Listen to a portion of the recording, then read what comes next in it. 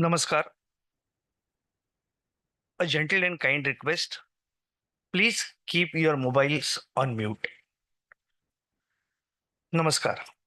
Good evening and welcome to our chief guest, Dr. Rajendra Shende, Shri Milind Tadwalkar, Director, Vidyalankar Jnanapeeth Trust, Madam Rashmi Deshpande, Honorable Chairman, Vidyalankar Jnanapeeth Trust, Shri Vishwas Deshpande, Honorable Managing Trustee, Vidyalankar Jnanapeeth Trust, Shri Avinash Satorikar, Honorable Secretary, Vidyalankar Jnanapeeth Trust, Madam Namrata Deshpande, Honorable Trustee, Vidyalankar Jnanapeeth Trust, esteemed dignitaries of the dais, friends, well-wishers, and a team of Vidyalankar, including the staff and the students of Vidyalankar Group of Institutes. I, Dr. Amit Padmakar Oak, the Director of Vidyalankar School of Management and the Chief Operations Officer of Vidyalankar Institute of Technology, welcome you all for the 7th Professor C.S. Deshpande Memorial Lecture on transforming education to upskill the university youth for net zero future. Before we proceed further, let us begin with invoking the blessings of Goddess Saraswati. May I request everybody to please rise for the Saraswati Vandana.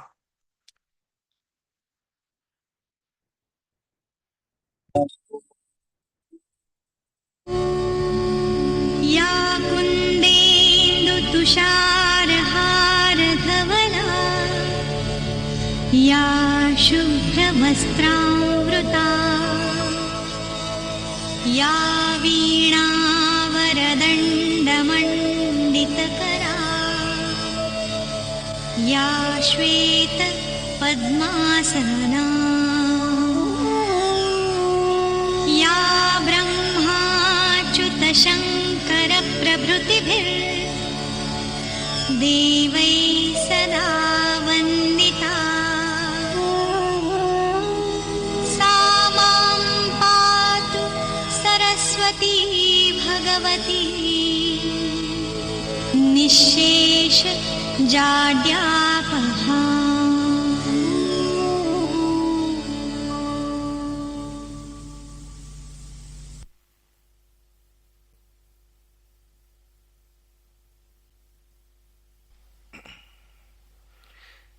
Have prepared a short documentary on the life and legacy of Professor C.S. Deshpande, which will shed light on the genesis and the philosophy of Vidyalankar and the man behind it.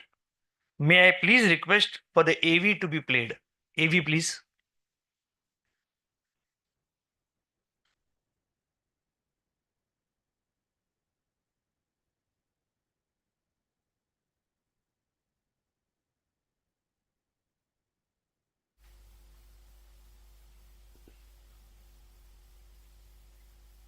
It is a tradition of excellence. Here, reliability and dedication towards students go hand in hand. Dedication and commitment to shape future generations is the driving force behind Vidyalankar. The journey of Vidyalankar started with its founder, Chandrasekhar Sadashiv Deshpande. Born in a small town, Fulton of Satara district on 19th May 1932, C.S. Deshpande completed his education under extremely difficult financial conditions. C.S. Deshpande went on to complete his Inter-Science examination in 1950 from Willingdon College, Sangli. He not only stood first in Inter-Science, but also won all the university prizes and scholarships in all the subjects. After completing his BE in Electronics and Telecommunications from the College of Engineering, Pune, he joined the prestigious TIFR, Tata Institute of Fundamental Research, in 1953 as a research scholar in Nuclear Particle Accelerator section.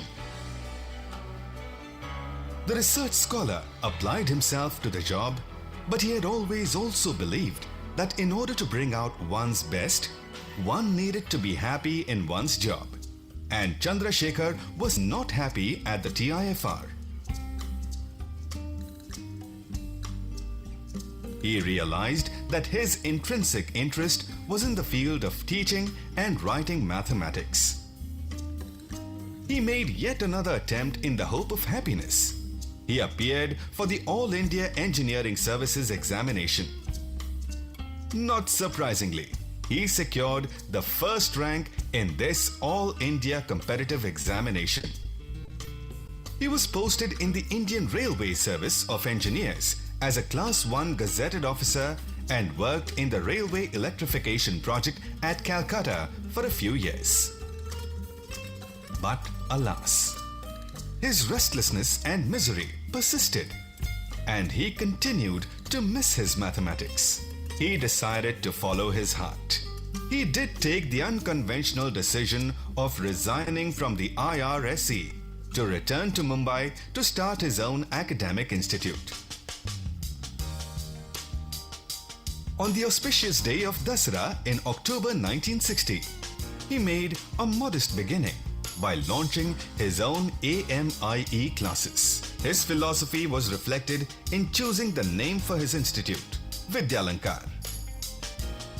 Vidyalankar was meant to be a place of learning, when knowledge was considered the sole ornament to adorn or beautify a person.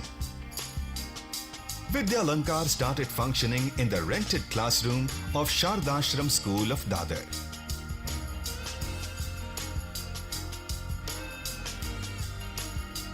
Finally, in 1974, it arrived at Pearl Center, its present premises in Dadar. Thus, the basic objective of establishing Vidyalankar was neither commercial nor merely to earn a livelihood. The driving force was to satisfy the inner urge of dedicating oneself to academic pursuit. Passion was to guide the eager young students with a missionary zeal. Goal was to enhance their worthiness and imbibe the nobler values of life in their receptive minds. Not by merely empty words, but by setting one's own example.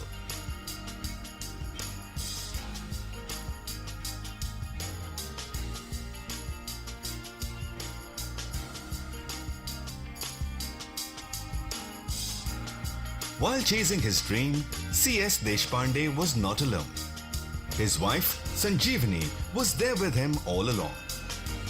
She was closely associated with Vidyalankar right from its inception. Vidyalankar was life for Chandrasekhar Deshpande. He was doing what he truly enjoyed. He would himself teach multiple subjects and work 7 days a week without any holidays. He firmly believed in work is worship. In 1992, his son Vishwas joined Vidyalankar.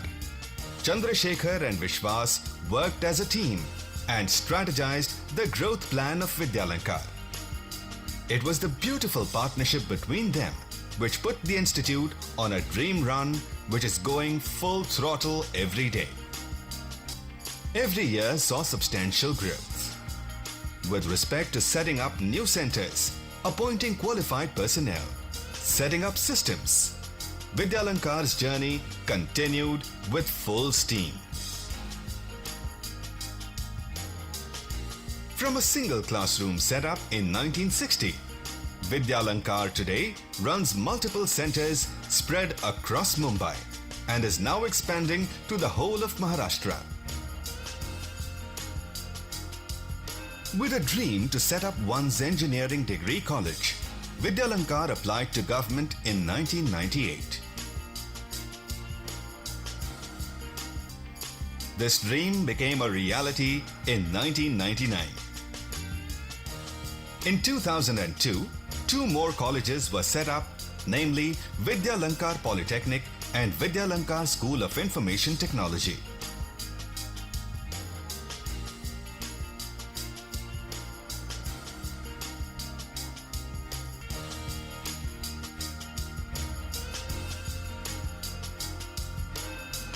In 2003, Vidyalankar started constructing a college building. Vidyalankar wanted to build something remarkable. The college building had to express the will of the institution to progress in a progressive environment and to build a campus that best embodies its cherished values. The growth of Vidyalankar is now being carried forward by the next generation. Vishwas Deshpande and his wife Namrata, sister Rashmi, and Avinash all are highly qualified and educated in top schools in India and US. Once a small seed, Vidyalankar has now become a sprawling tree, embracing several generations and putting them on the right path. Students of Vidyalankar have made their mark across the globe. Over the years, Vidyalankar has grown not only in numbers but also in quality of education. What have remained unchanged are its core values. Passion to mold young generation for a better India has become even stronger as the years pass by.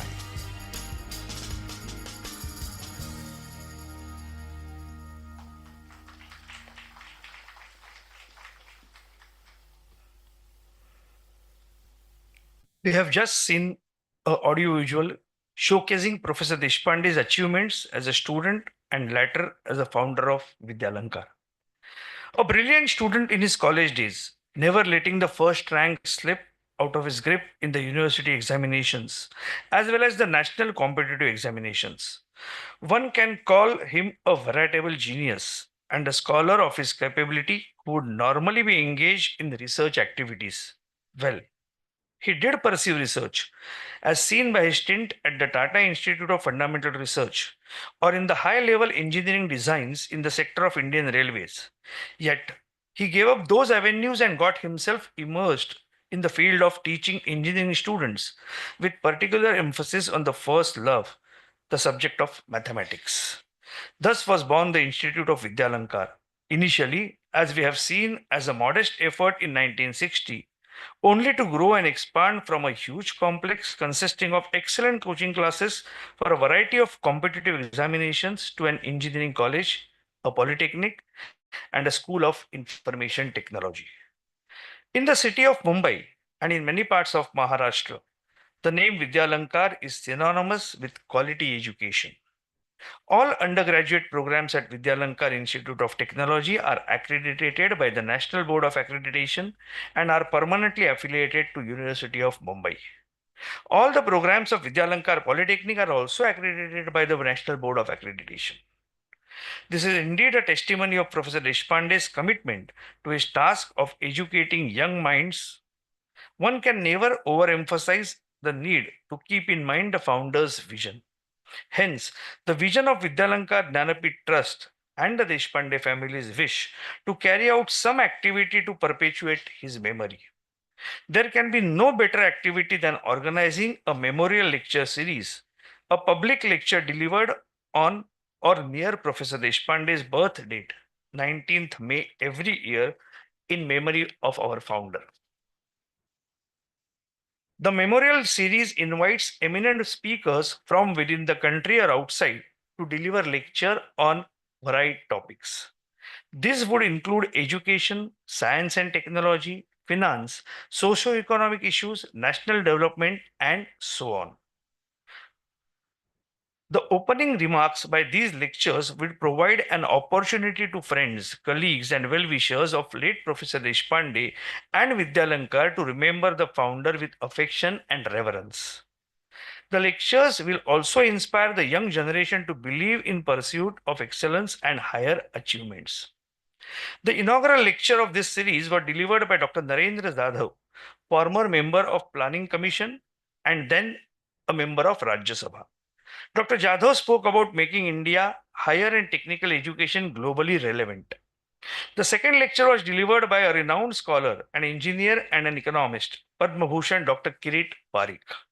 He spoke about low carbon strategy for inclusive growth. The third lecture was delivered by Padma Bhushan Dr. Sashikanta Chitri, who spoke on the subject of origin of life in the universe. The fourth lecture was delivered by Padma Vibhushan Dr. Anil Kakodkar, Chairman, Atomic Energy Commission of India. He spoke on the subject of taking India forward, the role of educational institutes today. The fifth lecture of the series was delivered by Padma Shri Dr. Rajendra Badve. Dr. Badve is an internationally renowned speaker and an awardee of several awards in recognition of his stellar contributions to cancer care. He was conferred the Padma Shri by the President of India and the Lal Bahadur Shastri National Award for Excellence in Public Administration, Academics and Management. His lecture was talk based on concept of cancer in education. Cancer must be linked with public education, wherein we need to be aware about this disease. Thus, apprising about the aspect of awareness, and the second, what needs to be done for managing this scourge with education. The sixth lecture was delivered by Padma Bhushan Sri Chinnajiyar Swamiji on topic science and spirituality. He specified that in spirituality there is a concept of quantum entanglement, and science and spirituality go much hand in hand. Today, we have Dr. Rajendra Shinde for the seventh lecture in the lecture series. And now I request Dr. Saurabh Mehta, the Chief Academic Officer, Vidyalankar Institute of Technology, to formally introduce Dr. Rajendra Shinde. Saurabh.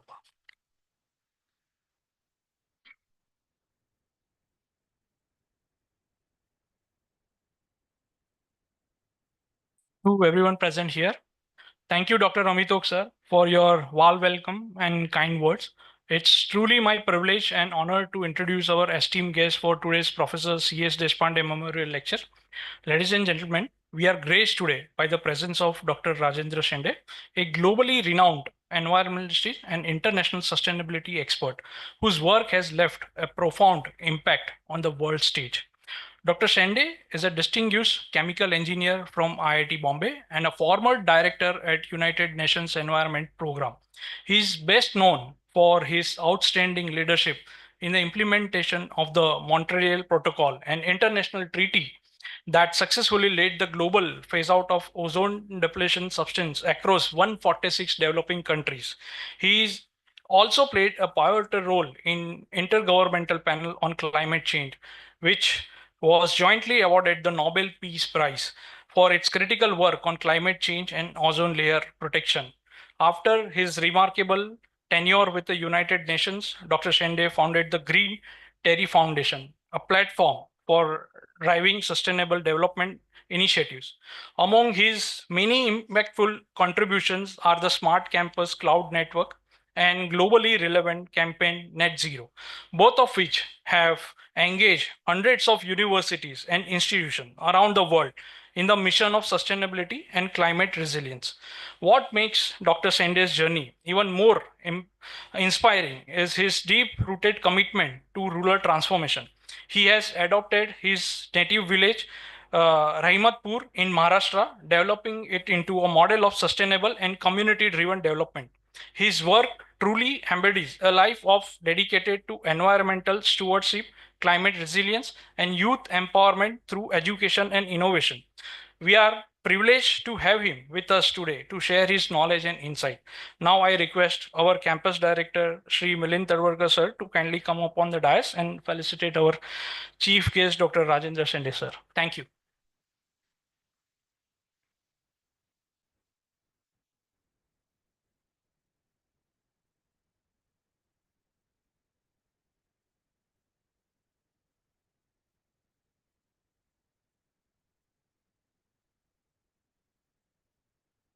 Finally, the moment we all have been waiting for has arrived. I would now request Dr. Rajendra Shinde to share us some pearls of wisdom from his ocean of knowledge and enlightening us today.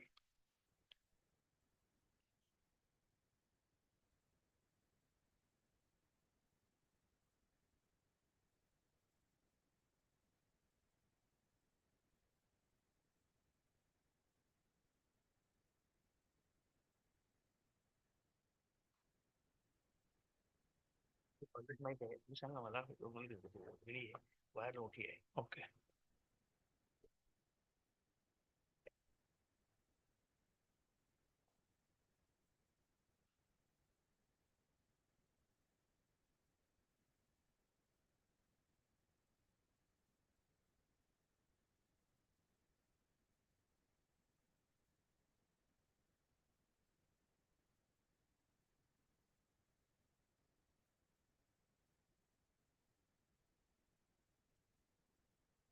Namaskar. Good evening. Just to feel you at home. Normally, I'm very comfortable talking to the students, just like the late Dr. Deshpande. But I don't see any student. When I say student, you're all students, but the students of young age. Not that you're old age, but probably the one of the oldest is standing before you. I call myself young, white beard. Very unique. But I'm really encouraged to see you all with a large number. And जेव्हा मी मराठीवरून तेव्हा मी रेणुकीला त्या तंबूमध्ये जेव्हा cinema बघायला जायचो तेव्हा बसायला जागा नसायची. मग आम्ही तंबूच्या पुढे उभं कॅनात वरती करून वगैरे असं बसायचं. तसं मला वाटतंय की सगळी आज जागा नाहीये, त्यामुळे हाऊसफुल प्रोग्राम आहे. त्यामुळे तुम्ही मला जर अमिताभ बच्चन वगैरे म्हणू नका. Well, that is only for by the time he completes the work. Is done? Okay. So first of all, thank you very much for inviting me on this occasion of memorial lecture in memory of Professor Chandrasekhar Deshpande. When I look back on his life, I feel that he was not just a professor with a profession, but he was a professor with passion. Very distinct personality. And I feel that to describe him as an engineer, it will be doing injustice to him. Describing him as a rank holder may not be that appropriate. But describing him as somebody who changed the minds of so many young people, who really transformed their dreams and put them into the practice, is something what I would describe to him. When I met Milinji yesterday, he told me that he was an engineer and he left engineering. He didn't want to do engineering. He wanted to do mathematics. And I felt that, yes, he did the mathematics. He did teach mathematics. He completed his passion. But at the same time, he was doing his engineering job. He was engineering the minds of the young people.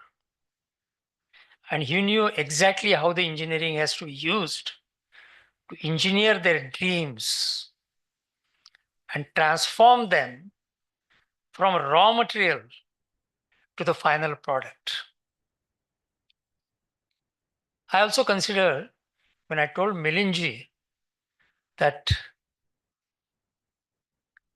was he a businessman when he built such a university and this thing? And he said, no, he was not a businessman.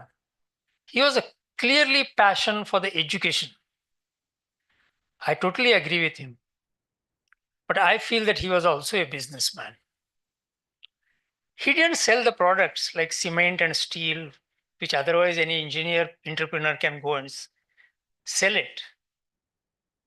He was selling the dreams. He was a businessman of dreams. And he had that passion. That passion drove him to set up such an organization, which is now, I find it extremely exciting, inspiring, and something which is worth taking example from. So thank you for inviting on such occasion. And I feel that it is not just a celebration. It is not celebrating his memory, but actually it is acknowledging, to remembering how the passionate man can not only complete his dream, but makes others' dreams come true. I'm really thankful to Vishwas Deshpande for contacting me first, and then his त्यांच्या पत्नी Rashmi, sister आणि त्यांना आज मी भेटलो. त्या स्वतः अतिशय ज्ञानी आहेत आणि USA मध्ये MBA केलेलं आहे ओक्लाहोमा युनिव्हर्सिटीमधून. आणि या सगळ्याच फॅमिलीशी बोलताना मला असं जाणवलं की प्रोफेसर चंद्रशेखर देशपांडेंनी सगळ्यांना तर शिकवलंच, पण फॅमिलीला एक लिगसी दिली. आणि ती लिगसी मला वाटते ही काही काळ अशीच चालू राहणार आहे आणि आपल्या सगळ्यांनाच त्याचा फायदा होणार आहे. मला वाटते आपण अशा स्थितीमध्ये, अशा वेळी आपण इथे एकत्र जमलेलो आहोत की this is not only the celebration in a form of a memorial lecture, but is also the transformation for the whole India, and to a certain extent, the whole world also. Many of you will think that the world is always in transformation motion. But India particularly is definitely in an absolutely unique position. Just about a month back, it became a third largest economy in the world. We surpassed Japan. In 22, we surpassed UK. No, it's not just names, UK and Japan. These countries represented their past. UK, who ruled over us, and many books are there, who robbed us of not only our materialistic, what you call it, treasures, but also our intellectual treasures. We surpassed them. The Japan, which is 50s and 60s, were copied. It was a copybook for us, that everybody wanted to copy Japanese methods of doing the things, Japanese management, Japanese technology. We surpassed them. Look, it's something which is amazing that is happening. And remember that when we became most populous country in the world, people thought that, oh, so now we are in trouble. Because you just go outside the campus and you see some of the funny combination of the most modern buildings along with Tsar and dilapidated slums and all those things. So now the further increase in population. But then the news started coming that we are building the roads 34 kilometers per day. Our railway is the second largest railway in the world. That became of late. Earlier it was not like that. Our metros we are the second largest metro network in the world. We are becoming real dynamic. We are moving around. Yes, we have migrations coming from the villages also. But at the same time, we are also progressing in what is called as a way of thinking while progressing. And that's what the topic is for my lecture today. I don't think USA, country like USA, or most of the European countries progressed while thinking, progressed while keeping the future in the mind. They just progressed. I don't think UK or Britain attacked us and established the imperialistic kingdom in India with some kind of a thinking what can be done in the future. They just wanted to rob. And it's a momentary planning that has resulted into such a large number of years of dependence, which we took a lot of time to get independence from. But here in India, with every progress, we are thinking very carefully. And that thinking comes from the diverse people. It doesn't come only from BJP, it comes from all the parties together. And that diversity of thinking makes us absolutely unique. And I won't say that. I don't think we have any competition. It's a bad thing. There should be competition. Otherwise, you won't see your own image in the mirror. The mirror is a competitor.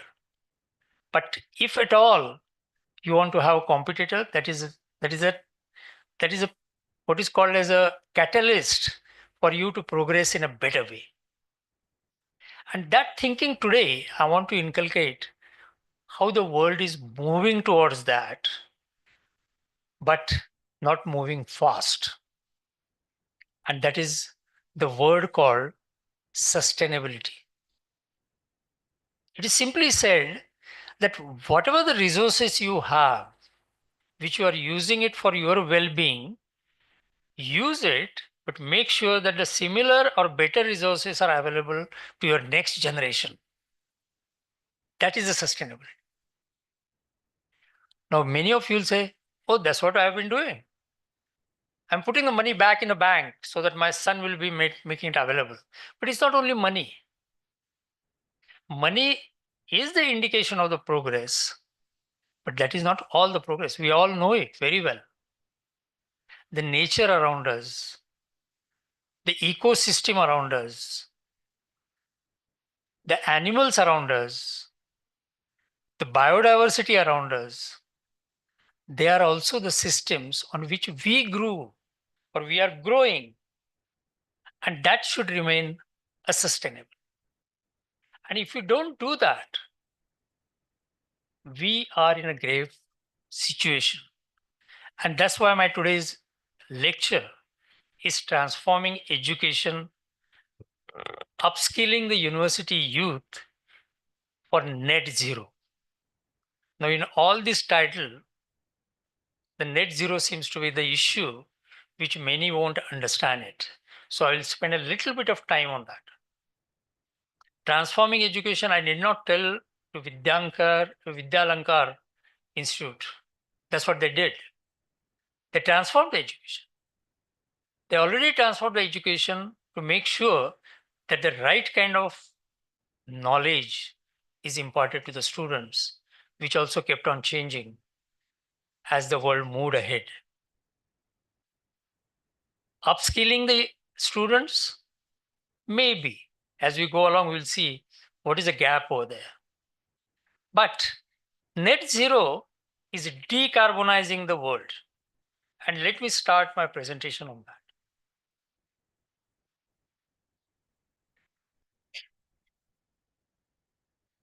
And I want to start with yourself asking a question in your mind that you know that United Nations was created in 1945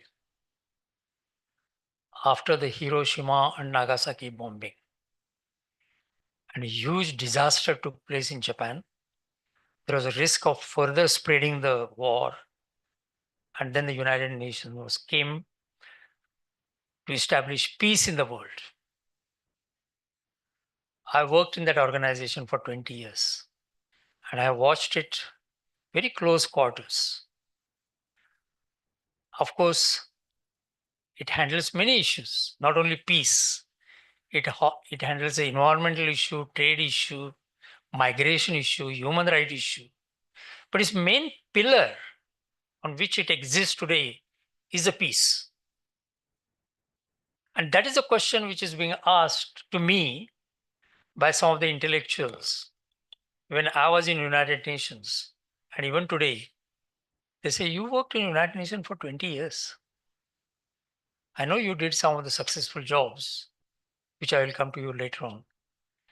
But did United Nations ultimately succeed in establishing a peace? The answer is obvious no. What happened just last 1 month? And what is happening in Gaza? And what is happening in Ukraine? And probably the media doesn't want to go there, but same thing is happening in Africa, in Sudan. Nobody wants to, our media people from the top notch channels, they prefer to go to Gaza and Ukraine and maybe Kashmir, but not in Sudan. But well, there's a war going on there. So the answer obviously is no.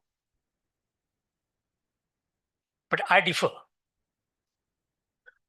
I differ in the sense it may be defensive. I say that without United Nations, today we would have seen 50 wars going on. We are containing it to maybe 4 or 5. That is not an excuse. It's like I want to give a Vidyalankar thing. Has the person passed the exam? The marks clearly show that it's passed or not passed. UN did not pass, did not get good marks. So I'm finding an excuse to say that, look, otherwise he would have got a worst marks. Instead of that, he got so much marks. So he's a successful. Recently, I asked a question to very prominent former minister of BJP. We all say that Narendra Modi has done a very successful jobs everywhere. One of the most yashasvi Pantapradhan. I totally agree. He's not only successful, he's an inspiring personality. Everyone should get inspired by that. But look at some of the other things. He said the income of agricultural farmer today should double by 2022.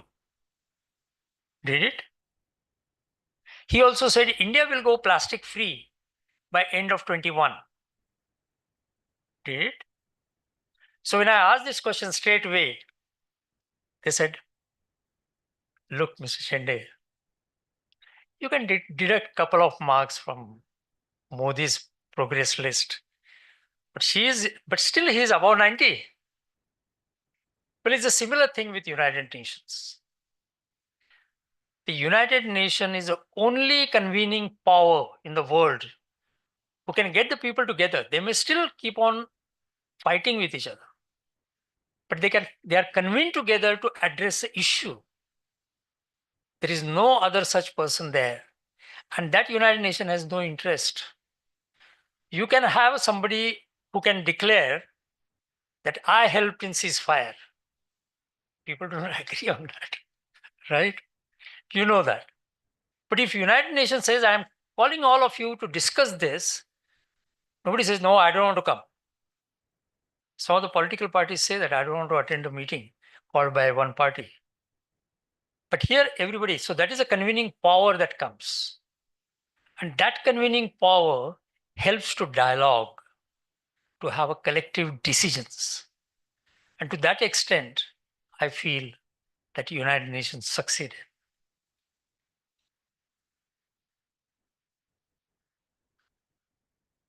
World War II, when it ended, some of the people in United Nations said that one of the success criteria of United Nations would be that World War III would not start.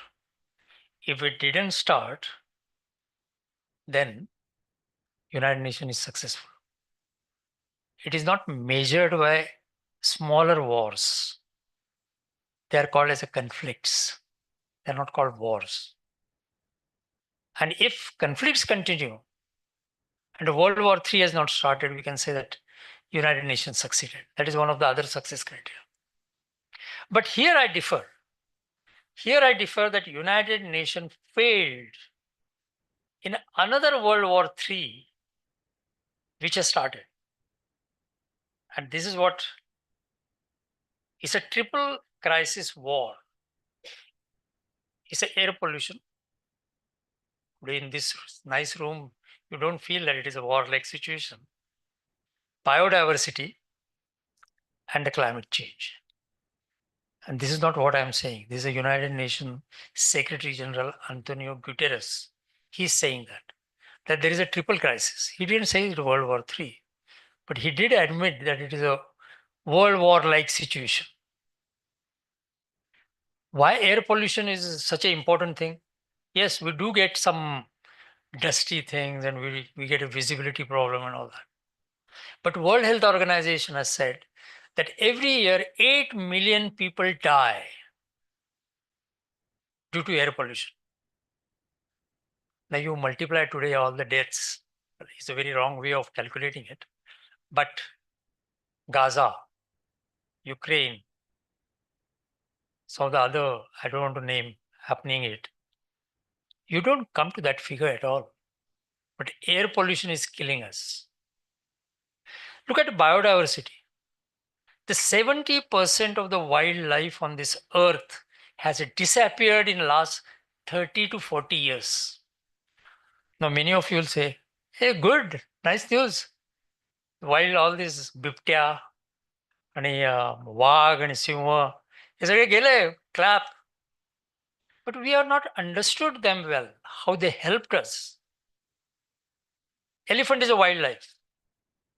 Do you know most of the jungle, people have done research, the most of the jungles in the world are not planted by human beings. Today you see that one particular NGO, one particular university, a group of women, group of society, they come and plant the trees. We don't know what happens to those trees. But the forest in this world, all the forests are created by the wildlife, and particularly elephant.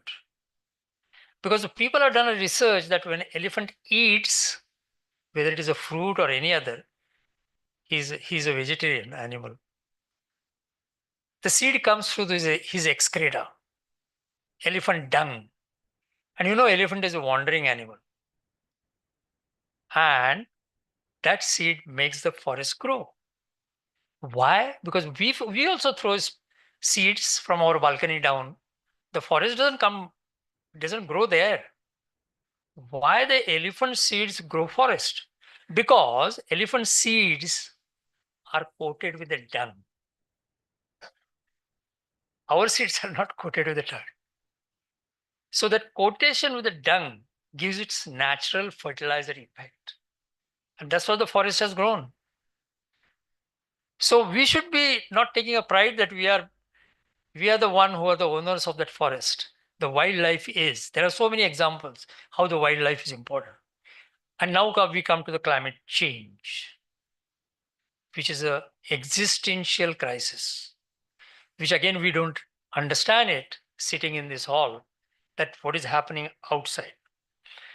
So let's say Delhi is the most polluted capital. I talked about the first crisis, air pollution. But I say Earth is the most polluted planet in our universe. 70% of the wildlife has just disappeared. Not in one's lifetime, but once half a lifetime. And so many species of the diversity are on the verge of getting extinct. And here is what our climate change is. Many people say climate change. Climate always keeps on changing. हिवाळा आहे, हिवाळ्यानंतर उन्हाळा आहे, उन्हाळ्यानंतर पावसाळा आहे. काही ठिकाणी 4 seasons असतात, काही ठिकाणी 2च असतात. So the climate keeps on changing.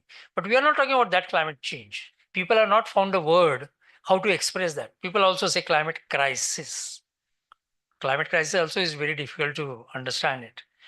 What it says is, you see the last 800,000 years temperatures. Last 200 years have been recorded. Before that, they have not been recorded. But they can be found recorded by the natural phenomena. For example, trees. For example, the glaciers. For example, Antarctica. You drill the ice and you can find out what the age and what the atmosphere and what the composition of the atmosphere would be. Based on that, it has been found that we never crossed carbon dioxide concentration levels beyond 250 to 280 ppm. And since the Industrial Revolution, it has now come to nearly 440 ppm. Now people say, how does that make difference? Say that there are trees which absorb carbon dioxide in the night. So shouldn't be a big problem. But the point is here, point is that is a clear-cut reflection that the earth is warming, and that warming is synchronizing with carbon dioxide emission. And people have found that once the carbon dioxide is emitted, it stays in the atmosphere for more than 100 years and finds a sort of a blanket which doesn't allow Earth's heat to escape into the atmosphere. And that's one of the reasons why Earth starts getting warming. There are people who still doubt that story, but they don't give another explanation for that. And that's why that theory is still remaining, that yes, the carbon dioxide, which is a greenhouse gas, and there are hundreds of such greenhouse gases. It's not only carbon dioxide, but the major is carbon dioxide. And that's what is happening. And that is causing the changes in rain patterns, changes in heat waves. It is affecting our health, changes in extreme events like floods, etc., etc., etc. And today, I don't have to go in detail that what kind of losses the climate change is making. And hence, the United Nations convened. They utilized their convening power to get all the countries together.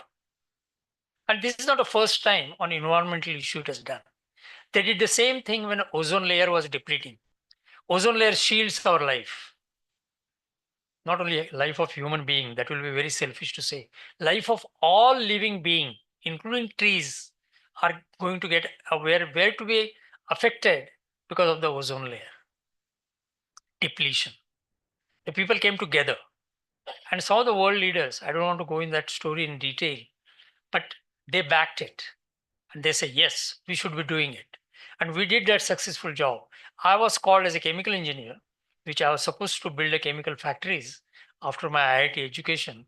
I was brought in by United Nations to close the factories, some of the chemical factories, not all.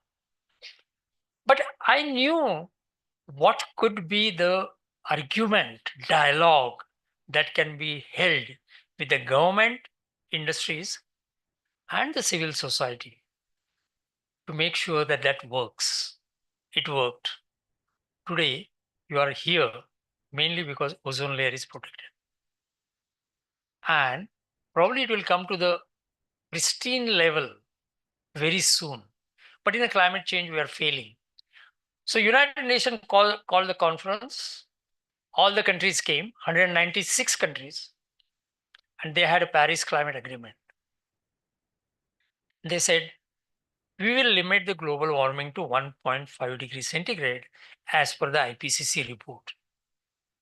The IPCC does a lot of research on existing research. They don't do original research. They verify the existing research and make this conclusion that this is the only way that we can save the earth from the climate change. And for that, you have to reduce the greenhouse gases. That was very clear. There is no other go. There is no other solution.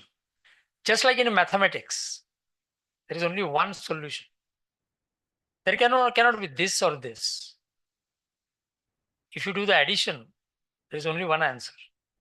So the same 1.5 degrees centigrade.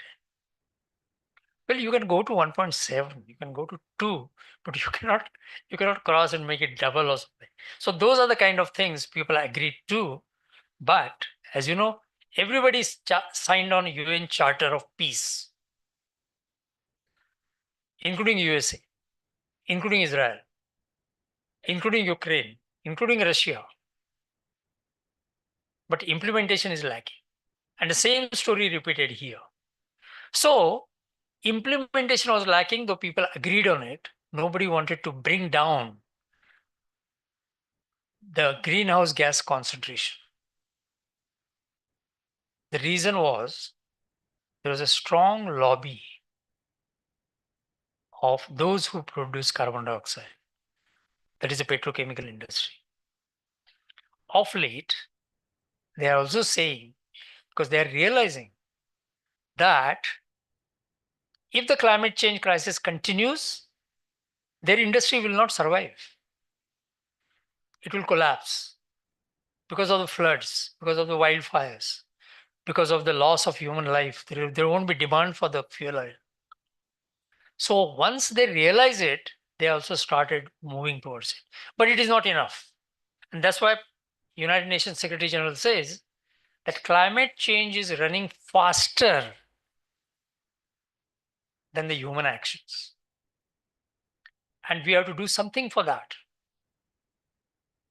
If the local train in a platform is, you're missing it, the only way you can do it, wait for the next train or run and risk the life to jump in the train.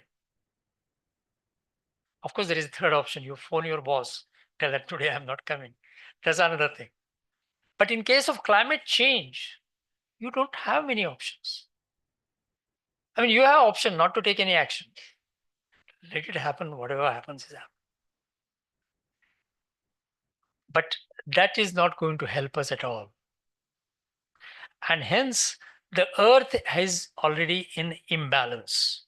Our carbon cycle, we studied in a SSC, we studied in our colleges that there is something called as a natural cycles. Carbon cycle, water cycle, nitrogen cycle, phosphate cycle. All the cycles are disrupted.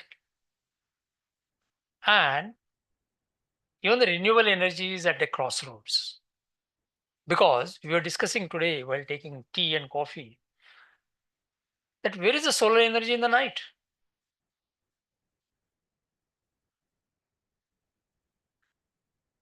So what do we do in the night? Now people are working on a battery technologies. People are working to see that whether in the night wind doesn't stop. So can we have wind energy in the night? So such combinations are being talked about, but we still have those problems. So the solution, I'm definitely not here for well introducing my friend talked about he will give me the insights to the stories. I don't like to give the insights, insights people listen and then they go home. I'm definitely going to say, and that I've been saying it right from beginning, is that Vidyalankar, one of the most important asset is their students.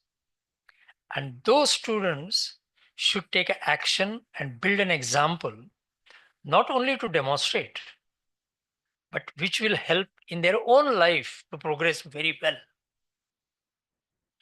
This is very important because the life is changing in such a way that the climate change issue, the mitigation issue is coming up again and again everywhere. And I will come to that saying that how it is widespread now. And in the whole of Vidyalankar, what you call it, the Abhyaskram or the activities are not seen much related to decarbonization. And that should start coming without losing a time. So at the end of the lecture, I request you not to go home. I'm not saying stay here, but not to go home by saying it was a good lecture or it was a boring lecture. But next day we should start an action. And one of the answers to that is based on my own experience in United Nations. One of the successes of ozone layer protection was networking, partnerships, collective leadership, meeting of the minds. And when I say meeting of the minds, is not only you and me, but the world leaders meeting their minds. And I've seen that happening. Everybody wanted to do that. I did tell my friends that yes, people are doing a research why we succeeded in ozone layer protection, but why we are not succeeding in climate change. There are various theories, various reasons for that.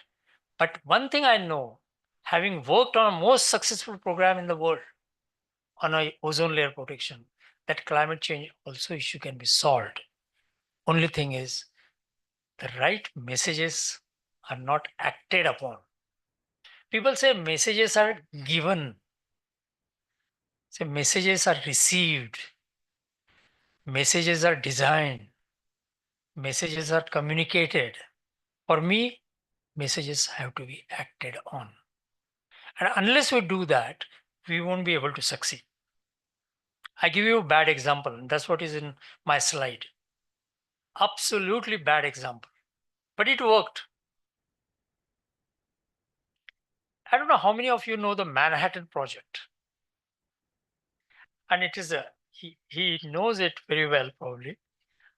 But that Manhattan Project was a time-bound program for dropping a bomb, atom bomb on Nagasaki and Hiroshima.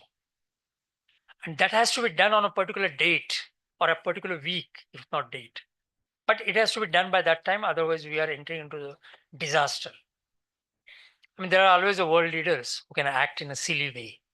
You know that. I don't have to take name. That time also they were there. Again, I don't take their names. So people wanted to find the answer, and the answer was to drop an atom bomb. But the world didn't have an atom bomb. Just like we don't have answers to climate change issues at present. Nobody wants to do that. And they formed a network. People didn't know it. Now the books have been written on it. They found all research laboratories. And research laboratories did not do the study and research. They actually developed the atom bomb. Somewhere in Europe, somewhere in USA. None of those research centers knew what they are doing. But the one who was controlling it knew everything, what is happening. Atom bomb was developed, dropped on Nagasaki. Today we are living in a peace. Very bad example, but the reason is networking. You work together because some of the problems are complex to solve. But when you take others into consideration, they become easy to solve. Same thing happened in ozone. When I took over in 1992 United Nations Environment Program, the first thing I did is I studied a Manhattan Project in more detail and found out how the things happened there. And I created every country what is called as an ozone cell. It is not an ozone office. It's not an ozone department. It's an ozone cell to start taking action in their own countries, but share the information with others. And that other information, my office was monitoring in Paris. I knew exactly what is happening in Vanuatu. I knew exactly what is happening in Zambia or in USA or in Canada. And we used to manage it very well. And there were so many other UN organizations like UNDP, UNIDO, then you had a World Bank. We all coordinated well together and made it happen. And this clearly says that we had these networks in Pacific Island countries, in Europe and Central Asia, South Asia, West Asia, Southeast Asia Pacific, Anglophone Africa, Francophone Africa. We all work together. Our target was 2010, that the CFCs should be stopped, their chemical plants should be locked by 2010. Very, very difficult. A lot of interests were involved. Some of the profits were lost, but we did it. And that is a big story. That is an inspiring story that we should get. And one of the important reasons for that is a network. And we have that same opportunity now. We can form the network. Do we form the climate cells in the countries? No, because they have the interest. The climate cell in Dubai or climate cell in Azerbaijan or climate cell in Venezuela will have their own interests because their life depends on their fossil fuel. So that may not work. So what will work is the universities. The universities in those countries, even if it is a fossil fuel producer or no producer, they understand that their future is in a problem. And that's why I wanted students in this room first, because they are the one who are going to suffer. By 2050, when the action is not taken and the carbon dioxide concentration starts keeping rising, only you and me will be, may be there, may not be there. और we are saying क्या फर्क पड़ता है, ठीक है, flood आ गया. But their life is in a danger. So they understand it more and they are likely to act through the networking. And that's why the universities. The typical age of the university student is between 18 and 25. So you take IPCC targets. First target is 2030. Second target is 2050. By that time, they will be in a policy making, decision making, and also the skilled users in order to take action. And we have to now get involving them. And India has a tremendous opportunity because of our demographic advantage. The largest percentage of youth in the world is in our country. And we need to make sure that they are put in a practice, not to just educate, but upskill them. Fourth largest economy. See, startups. Startups are innovation entrepreneurship, innovative entrepreneurship. And we are in the world, we are third largest numbers of startups. But it's not an only number. I think there is a standard in startup. They're called as a unicorn. I'm sure many of you must have heard about unicorn. You heard about Sunicorn, the soon to be unicorns. And then there is a minicorn, which says there's soon to be Sunicorns. And each one of them, for example, a unicorn is $1 billion. It's 100 crores approximately. That's the revenue. And India has the largest number of unicorns. I'm saying when India, I'm also saying Indian youth, because number of our IIT graduates also have moved to USA and started making a startup there. So India now has the third largest unicorns in the world and is growing. Is growing fast because the present government is giving a lot of subsidies to them.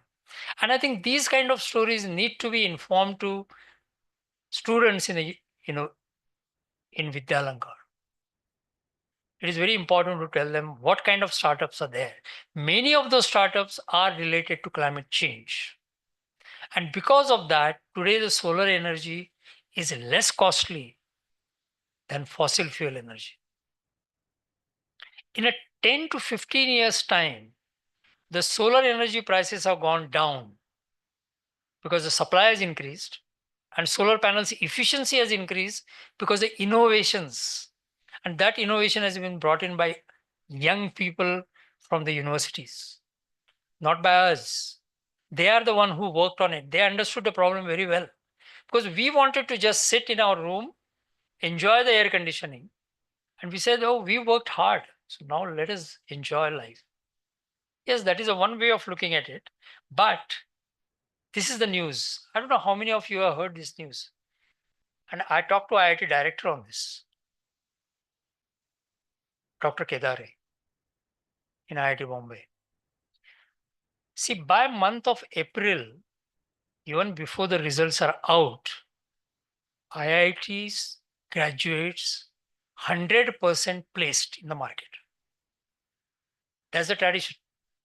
They are in a high demand. In 2024, we are in 25. In 2024, first shock came. There's 38% of the IITs did not get a placement. I don't know what is a similar figure for Vidyalankar, but this is the IIT case. And you can go to the Google and search what is the reason for that. The reason is they are out of tune with realities. AI is not the only field on which you have to work. People are now asking question, how to use AI for decarbonization, for the net zero.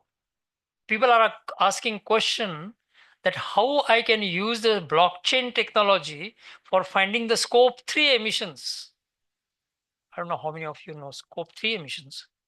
But scope 3 emissions are, suppose your canteen is getting the food from outside and it is meant only for your canteen, then the transport emissions for that are counted as a scope 3 emissions. So those also to be removed in order to get net zero. So how can you use the blockchain for that? And the IIT guys didn't have any answer on that because they never worked. So IIT Bombay has started a program making their campus net zero. Not for codification of AI, not developing another code for blockchain, but just start working to get their campus net zero. For that, you can use AI, use your blockchain, use your IoT, use your networking, whatever it may be. But make sure that you make the campus net zero.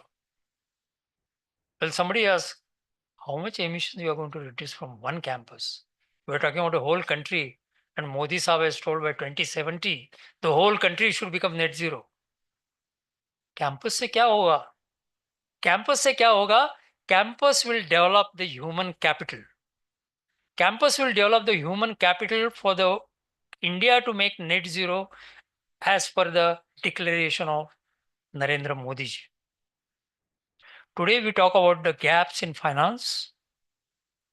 Today we find the gaps in space. Because I was asking Alankar people, Vidyalankar people, saying that why solar energy? They said, no, we are doing it. Some construction is going on and we'll do it soon. So there are gaps like that. There is a technology gap because new solar panels are coming up in the market. So some people are waiting for new panels to come. So there is a finance gap, technology gap. People say policy gap. For example, they say in a NAC A+, has Dr. Anil Sahasrabudhe told us to go for a solar panel? No. He has not specifically said that. So there is a gap. There is a policy gap. So to get A+, you don't require a solar panel. So there is a policy gap. But nobody thinks about the human capital gap. Even if all these things are there, do we have the right people to work on that? When I say work, measure, monitor, manage the mitigation. And we don't have that. And that's what exactly we are trying to do here, to tell Vidyalankar to make their campus net zero. Yes, they will save the money. Because every net zero, today, let me tell you, the whole Tata group, I worked in a Tata group for about 4 years. Whole Tata group has declared that they will get net zero by 2040.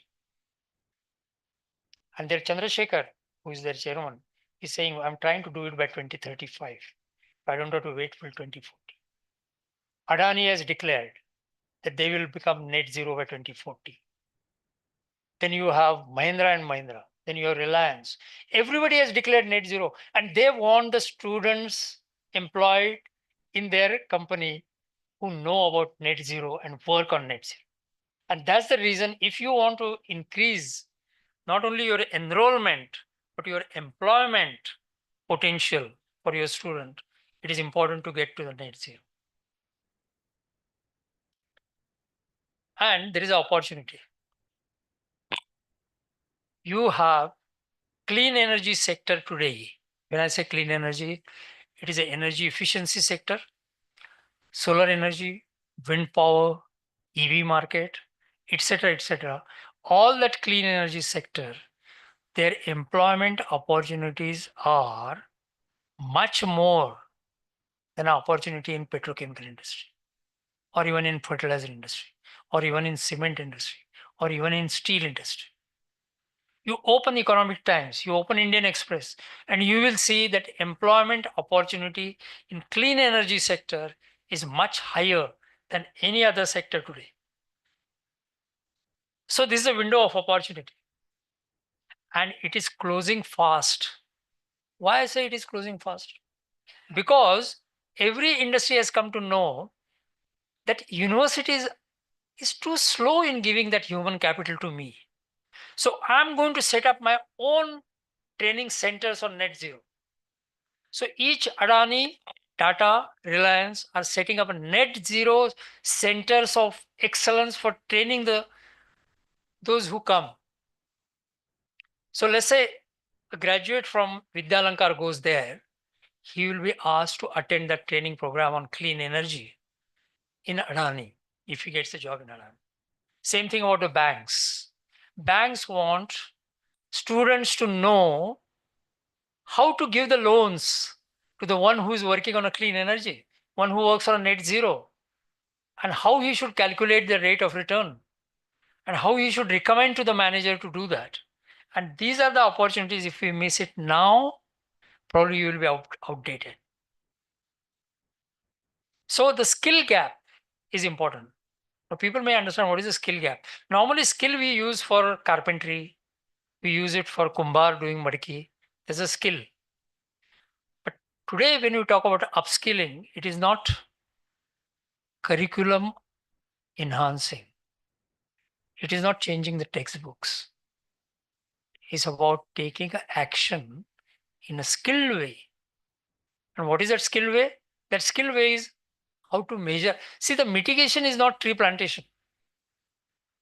You can keep on saying that my students went in a vacation and they planted 1,000 trees and came back. And then there is a news everywhere in Times of India. The question is how much carbon dioxide they will absorb.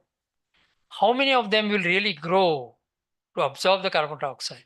Which trees you are selecting? And these are the questions that can be answered by the skills. Knowledge is a set of data. Education is processing that data. Skill is how to use that data to achieve your objective. And wisdom, there is a one more thing, wisdom, that comes, that cannot be skilled or that cannot be taught in Vidyalankar. But that will come when they start actually working. We know the hot water is boiling. We know the data set is 100 degrees centigrade, right? And then the education is, we want to see why it comes to boiling and why 100 degrees centigrade, that temperature doesn't rise further. So then we do the education. Then there is a physics coming in picture. And then there is a skill to say that how to get that 100 degrees centigrade faster to achieve that 100 degrees centigrade. And wisdom is not to put your finger there because your finger will be burned. Or if you don't have a hot water at all, what is our disadvantage? What is our advantage? And these are the kind of steps need to be used. So when I say transformation of education, it's about the skill building, which will ultimately result into wisdom. There is one more wisdom, we should know it. I don't know whether I'm crossing. Yeah, it's 6:30. One more wisdom is we are already late. So our finger is already in a hot water, 100 degrees centigrade, or probably we are nearing to it. Okay. Now the wisdom is at this stage, manage the disaster. We should know that once my finger goes there, do I have a good malam to put it over there? Am I ready with it? And really, this situation has come today. We have to start searching umbrella because today there will be rain in Mumbai. And same thing will happen that when climate change comes, you will not have only rain, but you have a shower, a disastrous outpour, they call it. That outpour will have, you have to get ready for that. So that is a wisdom on that. So I come back to very quickly and I close it. What exactly I do in our Green Ter Foundation, which is a network of universities, which has grown. And I think in the introduction, Amolji said very clearly that it is growing very fast. We are in 14 countries. The majority of these universities are in India. And just to tell you some names, is Nalanda University, Vishwa Bharati in Shantiniketan, IIT Guwahati, Delhi universities. All the big ones have just joined and started because they are convinced that this is what the world is moving and we need to do it. And hence, we started this inspired by Modiji, inspired by Antonio Guterres, and our mentors are Eric Solom. He was a former boss of United Nations Environment Program, Prakash Javadekar, and Vijay Bhatkar. And we have support of UNESCO. This is our education minister with whom we have signed a MOU. And this is our environment minister where we don't have a MOU, but he's supporting this movement. And this is a Ministry of Power with whom we have a MOU. And these are our advisors. They are across the country, beyond the country borders, including Peru, UNESCO in Paris, UK, and then we have people from China, etc., etc. And we have hubs in Peru for a university in Peru. We have a hub in China. We have a hub in Azerbaijan. Then we have Norway, United Arab Emirates. And so people say, why university? And I don't think that question now comes because you have understood why university. Because a campus is a very defined audience. And you are able to see the impact of upskilling of the youth.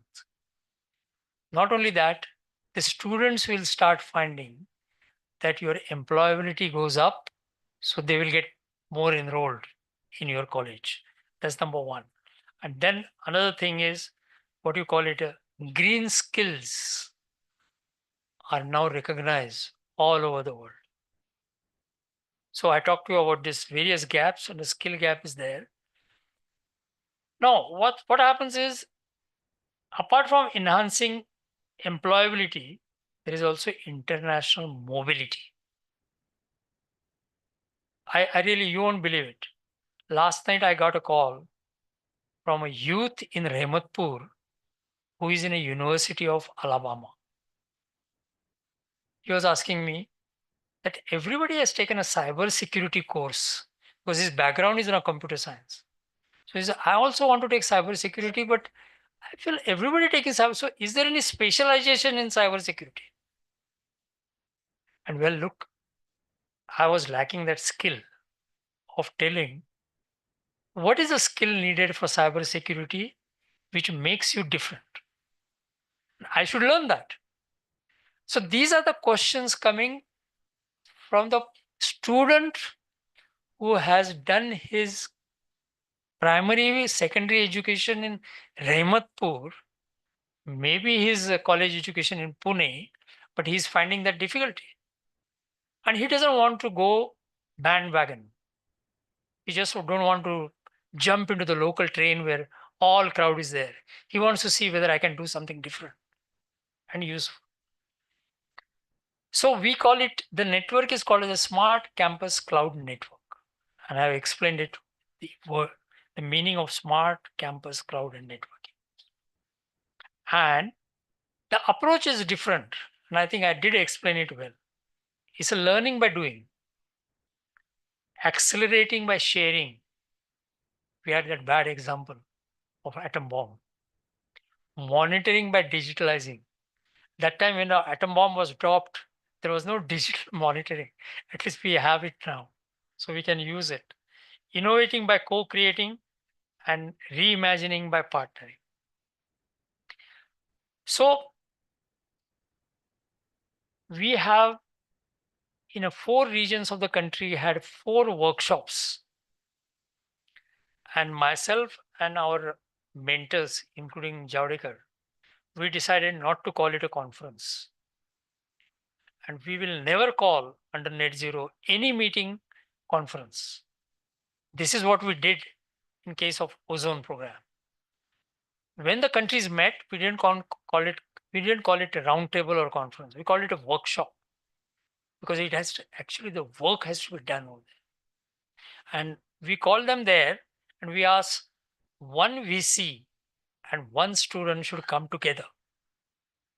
People complained to AICT. They said, how can they can ask one VC and one student? VC doesn't talk to student directly. And the AICT gave the answer, yes, we told them that. Because we are on an unusual business. We are not on a usual business. We are on an unusual business. So one VC and one student should come for that workshop where my organization, Green Ther Foundation, will tell you that next day you have to start the work in a campus. And this is how it has started. So these are the states which are covered, the colored one, balance are remaining.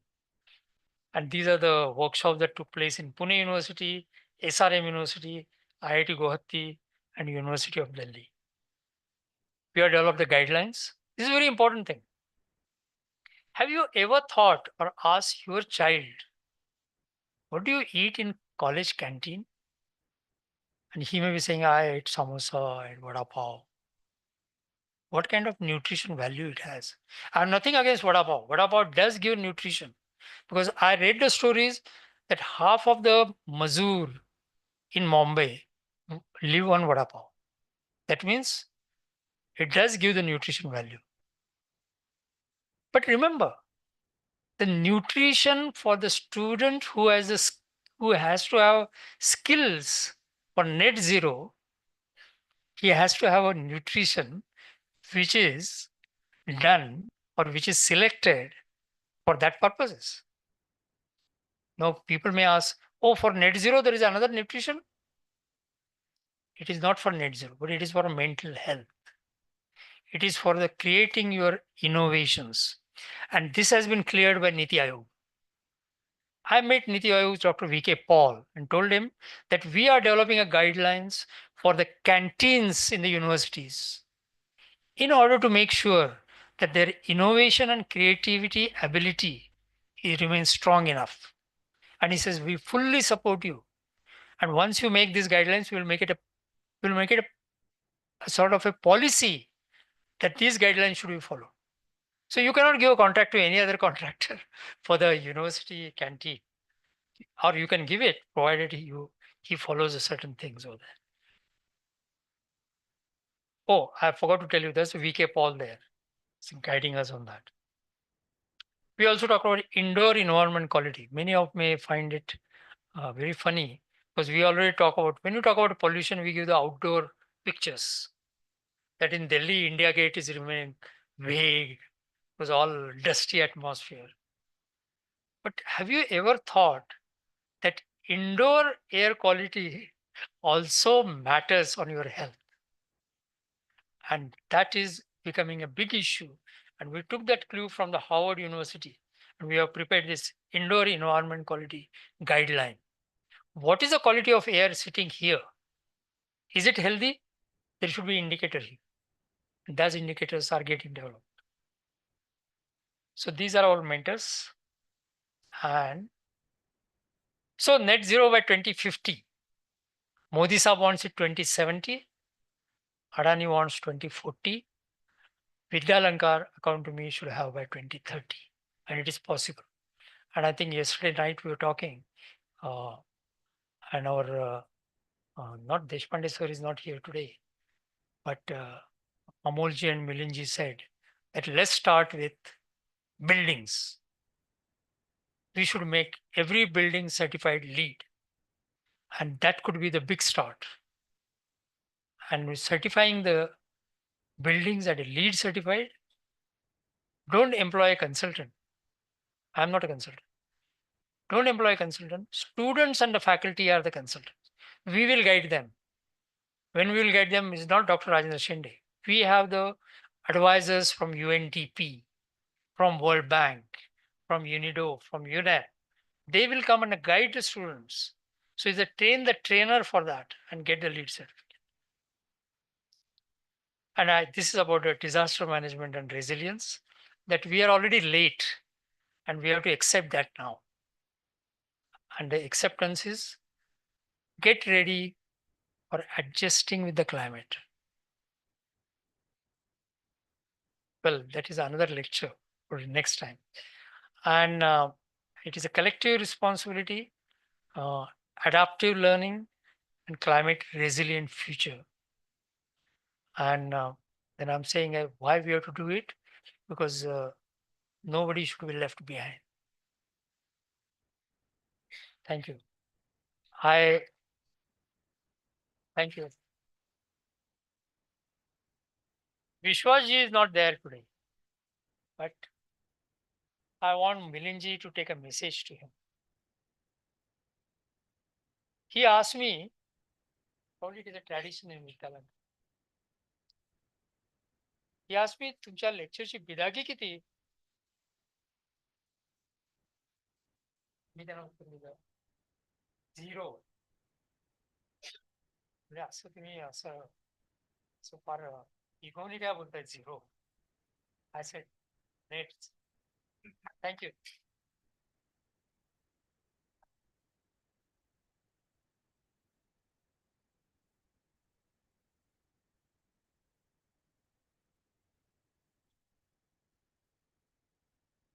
I'm sure that today's speech was really enlightening.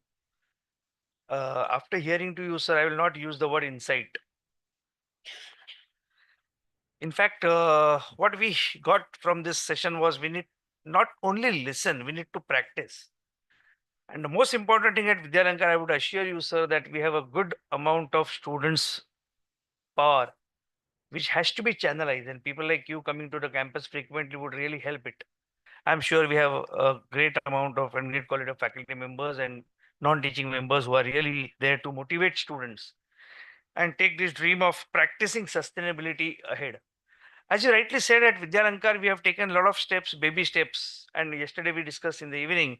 I'm proud to say that apart from IIMs and IITs, at Vidyalankar B School, taking the opportunity of autonomy, we have a subject called corporate sustainability and covered the ESG module in that.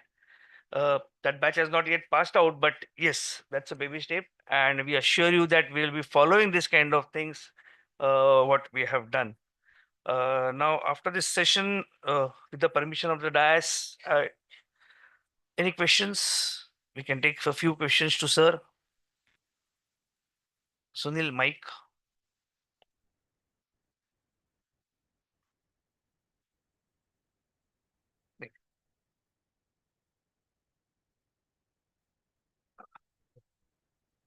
Yeah.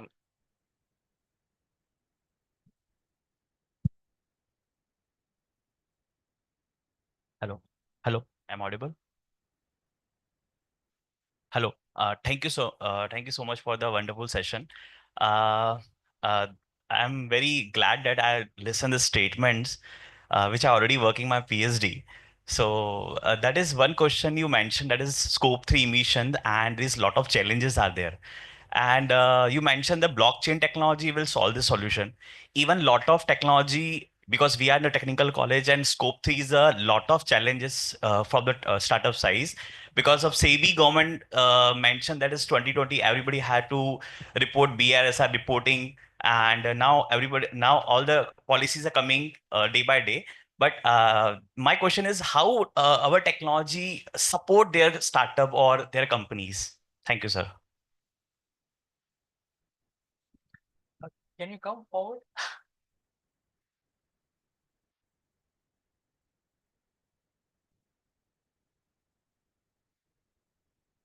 Your name, please? Amit Ailani. Amit Ailani. Ailani. I think he is asking, I'm surprised that there is someone in the audience who asked that question because this is being discussed as a priority issue in number of industries.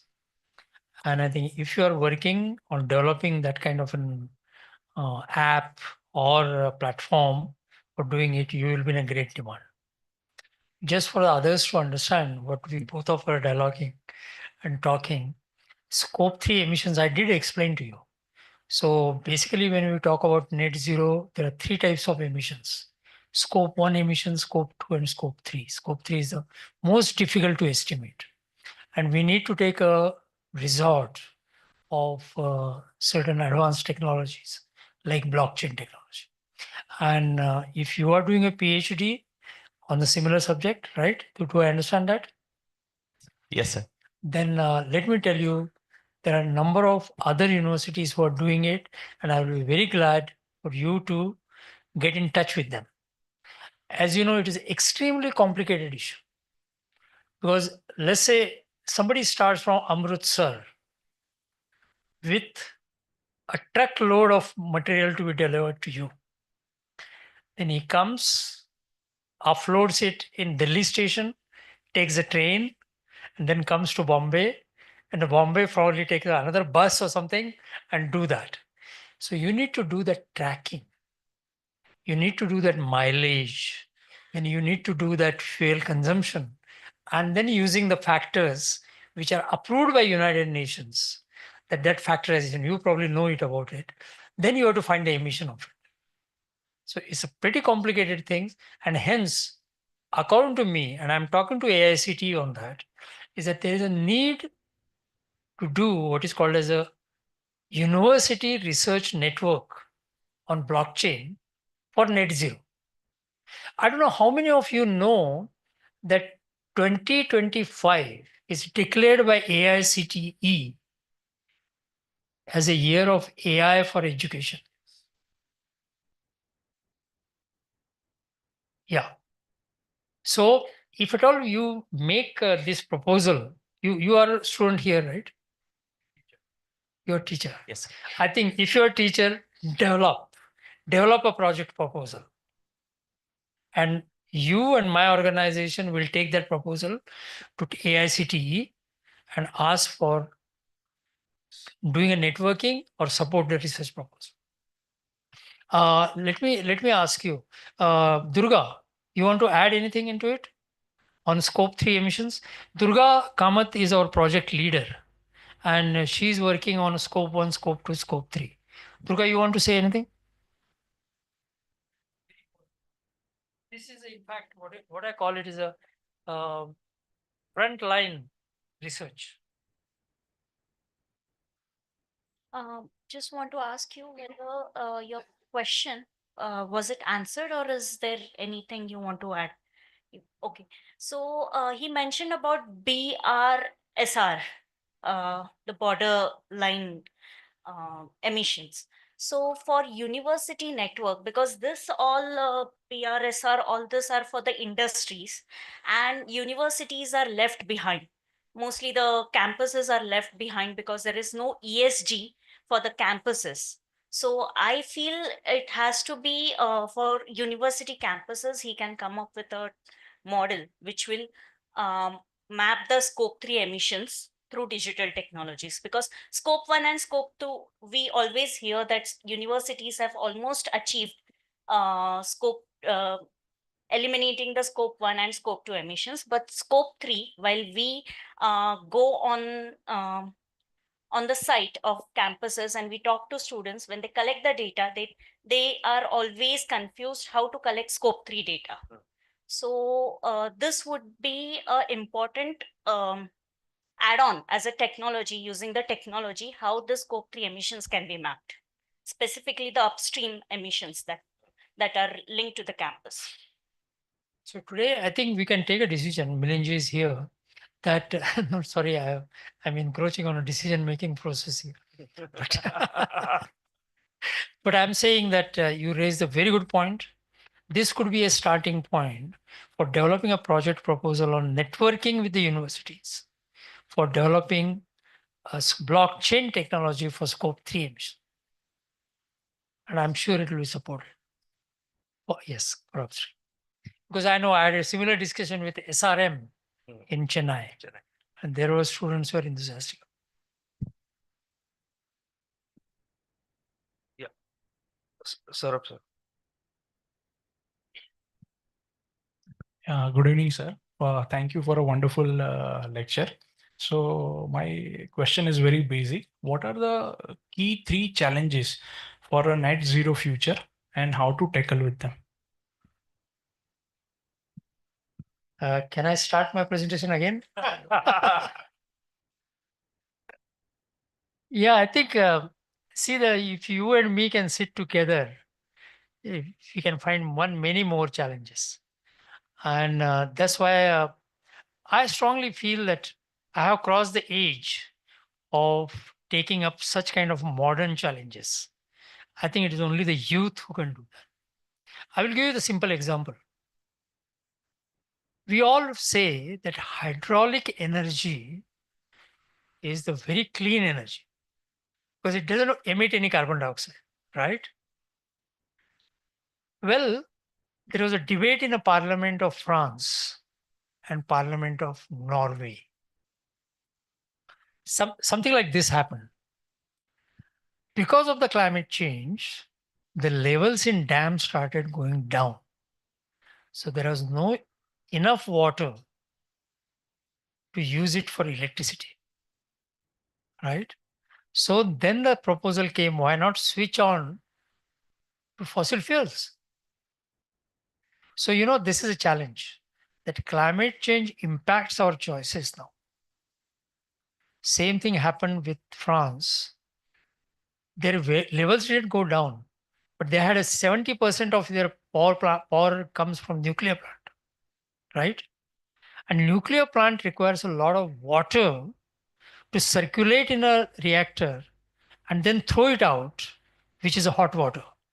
And normally they throw it in either in ocean on their west coast, because they don't have east coast.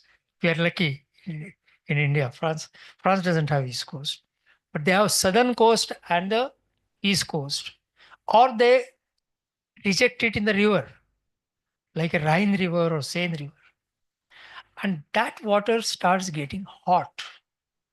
And when climate change is already increasing the temperature, then the water temperature in the river crosses the limit, and that affects the aquatic life.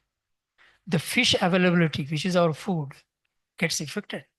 So then there was a debate in the parliament. Should we reduce nuclear power plant capacity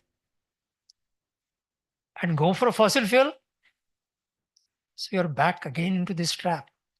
So the challenges are enormous. And but let me tell you, there are huge number of examples where the youth in universities, if they are skilled correctly, they can find the way of doing it. I will give you one example how youth found the example is a French university. And then I will give you Australian university example. The French university students in the south of France, there is a lot of sun, unlike in the north of France. So the summer is quite heated. So the question comes, how agricultural output will get affected? And in France, the agricultural output means wine. So that is the source of the. So how the wine output will get affected, and also the question of their dairy business. Cheese making. French cheese is one of the best in the world. So the cows don't get enough food to eat, and the cheese quality will get this thing. So one of the students or the group of students, they came up that let's put a solar plants about 10 feet high. So you get a solar energy. But below the solar panel, you get a shadow. Under that shadow, you put the wine plants. And half of that wine and remaining half, the cattle can grow. They can graze. It's working. And that student group did not find the another advantage, which they got a consequential advantage, is that in the daytime, in the morning, a lot of dew falls on the panels and it collects a lot of water. They have prepared a water pond for that. And south of France, there is a water scarcity. And I said, well, these panels can get that much water. He says, see, that water is going there. Because they are south side, there is a sea. So there's a lot of moisture in the air. So it does fall in the morning on a solar panels and forms the water. And that water is collected for that. That's one example. The Australian example, I give it in a number of meetings. This is a university in Melbourne. Number of universities have lawn, just like you have the football field, there is a lawn. And normally you mow the lawn with the help of machine, right? And either it is a electricity or the petrol or diesel. So normally it emits the gases. So the group of universities students, basically coming from the tribal area or some outskirts, they said, let's not use the mowing machine at all. Let's get all sheep in the football field. Okay? And put the fence around it so that sheep cannot go out. And let's see how they can mow the. And they found in about couple of days' time that grass is mowed in such a uniform way that even your machine will not be able to do that. Why? Because the sheep are not greedy like us. You want to eat more. So you didn't find one lawn patch eat more and another less. Everything was smooth. Because they had a discipline. You have to learn the discipline from sheep. Finally, you don't have to go to army for that. And from that day onwards, they decided that lawn will be mowed by sheep. I strongly advise. It's not a story. It's not Panchatantra. It is a story that Vidyalankar should hire sheep and put in that lawn and get your lawn mowed for that and reduce your emission. And you will say, where you will get sheep from? Hum to yahan, Tarapur nuclear plant is there. You just go out. And in Panvel area, you will find, I was working in Panvel in Rasayani. I found a lot of sheep there. You can get one farmer from there and get things done. So to answer your question, every challenge has a innovative solution. Fine. Thank you, sir, for your precious time. Now, a small formality. I would request our Honorable Secretary Avinash sir to come on the dais for felicitating Dr. Shinde.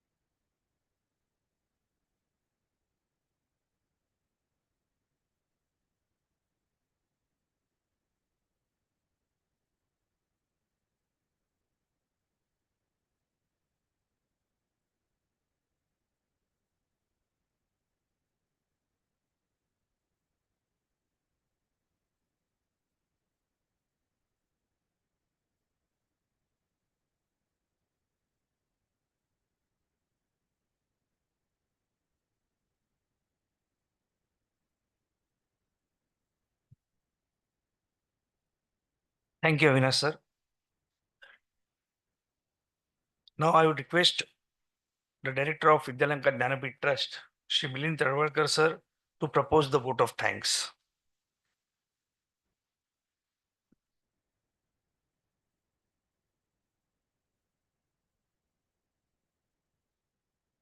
Namaskar. Namaskar, sir. Our Guru, Dr. Gupchu, I remember he initiated this particular idea of arranging memorial lectures. That time he told us that through this lecture series, many big people will come to campus and we will be able to hear different thoughts across various subjects. And I feel as this is 7th lecture, many of you have also attended earlier lectures, his thought process has come true. I am very much thankful to him for his advice for initiating this lecture series. Out of 7 lectures, I have attended 5. I think 2 times I was not around, I was not here. But today's lecture, I really feel has taught us important things. The topic itself is new, very much demanding, important for generations, not only for us, but for generations. And most important thing which I liked, understood, that at the institute we need to initiate such subjects, thought processes for our students, and they will carry it ahead. Yesterday, when I was discussing with him that ours is autonomous institute, we can definitely initiate, introduce these subjects for our students. Conventionally, we have learned certain subjects. When I did my engineering, certain subjects are there. Sometimes I feel we are still loading our students with same subjects. We need to really rethink and initiate important subjects like what we learned today. Thank you very much, sir, for this very, very important message and signal that you have given. One more thing I have noted, he said yesterday to me, even today in lecture, we have to be leader. We have to do it first, and we have to do it. So that is also a very important thing. We need to initiate such subjects for our students first before all other institutes or universities initiate. That will definitely give us a very important place in educational field. I thank everyone. I thank Dr. Shende. He came especially for this lecture from Pune, and he delivered his lecture. I'm very much thankful to you, sir. I thank all those who are present over here. Thank you very much.